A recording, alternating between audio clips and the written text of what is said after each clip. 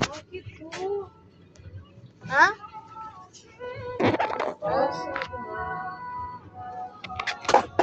But mine have metal.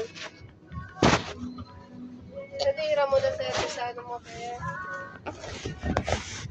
Ha? Yan, ito yung nahulog mo kapon ba, kaya nabasag.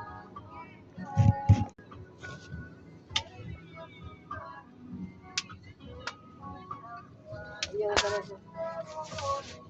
Tara siya. Lagay sa bag ni ate. Lagay sa bag ni ate.